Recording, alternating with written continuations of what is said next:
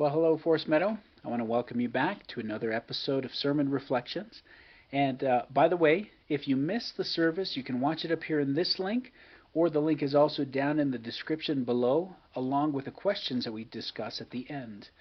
And by the way, if you're someone who regularly attends these, and you would like to go through some of these questions with a group of people rather than by yourself, Dave Beutler actually leads a class over Zoom where they discuss all of these questions of the videos and the content from Sunday morning. And so if you would like more information on that, talk to myself or to Dave Beutler to get some more details. Well, let's go ahead and reconsider some of the things that we talked about on Sunday. As you know, over the last 2 weeks, we've kind of taken an intentional detour to talk about what it means for us to deny ourselves and to carry our cross and to follow after Jesus within the context of our homes. And although we dedicated the last week to marriage, I want to include those who are single, regardless of the reason why. You may be asking yourself, how should I think about these passages of marriage? Can they even apply to me, Mike? Well, in many cases, they actually can apply to you.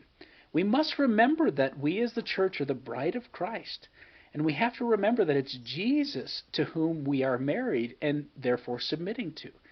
And so submitting yourself to Jesus and serving Him with clean hands and with a pure heart is where your focus should lie whenever you're talking or studying about marriage.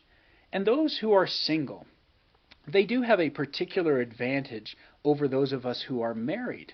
And there's a reason why. Paul says that they have the opportunity to secure an undistracted devotion to the Lord.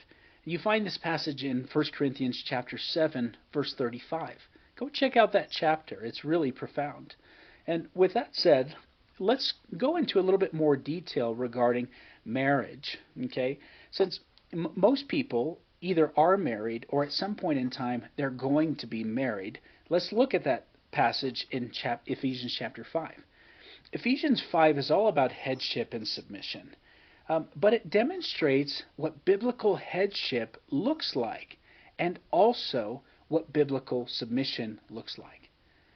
To be a husband or a father means that you lead your family, and it's not necessarily because you're gifted or because you're more competent, but it's because it is God Almighty who has placed you there.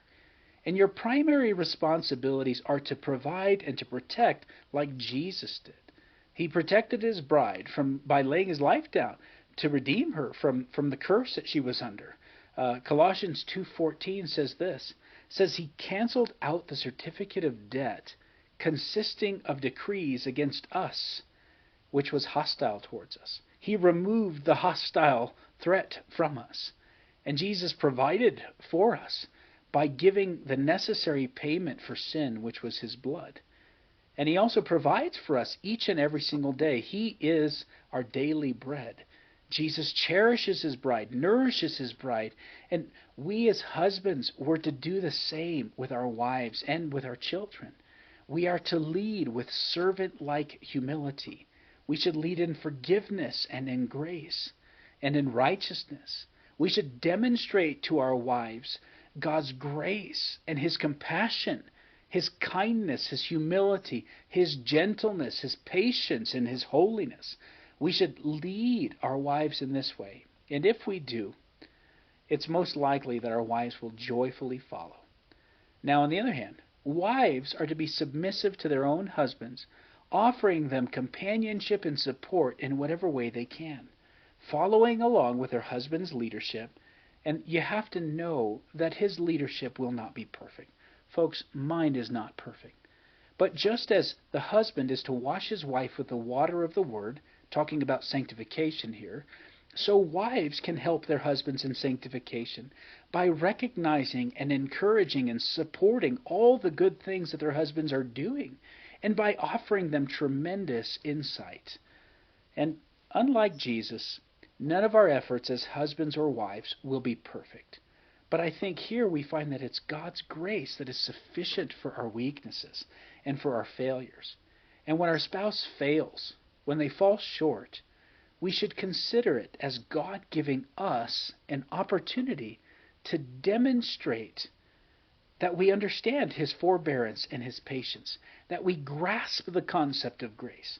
God is trying to teach us to bear with one another's imperfections. And as we learn to bear with others, we also become more like Christ. So let's sum it up shortly. Husbands must, by God's command, lead their families rather than being lazy or indifferent or passive. But they must also not be domineering and lording it over their wives. But rather, we are to lead in gentleness and humility. And wives must not succumb to the temptation to either manipulate in order to get their own way, nor should they openly rebel against their husbands. You know, it's very tempting to do this if you don't get what you think is right. But if you're not receiving what you think you should, then talk to your husband in humility. If he doesn't listen to you, take it to the Lord in prayer. And remember, if the Lord does not change your husband or your wife's heart, for that matter, when either leading or submitting in this way, then perhaps God is trying to teach you to bear with the weakness of your husband or your wife. And he's trying to make you more like Christ. So just consider that. But let's move on to some of our questions for the day. Our first question is this: what did the tabernacle represent, and what are we supposed to learn from it? Our second question: what does marriage represent, and what are we supposed to learn from it? Remember, we talked about this concept on Sunday. Number 3, what changed in marriage after the fall? Number 4, what are some of the most common barriers that exist in a fallen marriage, a marriage with sin? Number 5, what is godly leadership, and how does it differ from secular leadership? Number 6, what is leadership without accountability or responsibility, and what does that mean in marriage? Number 7, how does one correct imperfect leadership? Number 8, what must we change if we want change in a relationship? That's a good question. Number 9, how does God's sovereignty affect how you think about your spouse's struggles or even your own? And along with that, do you honestly believe that God can change you or your spouse? Number 10, at what point should a marriage consider biblical marriage counseling? And along with that, if you are struggling without any progress for a long amount of time, are you willing to ask for counseling? Well, that's it for our questions. On Sunday, we gave husbands a challenge to lead their families in worship. Now, if you feel like you're one of those who says, I don't know how to sing, Mike, that's not what I do, if you're struggling with this, a suggestion from Virgil Dugan is to play a YouTube worship video and just look up one of the songs that we sing and sing along with it with your family. Tonight, one of the hymns we're going to sing tonight is Great is Thy Faithfulness.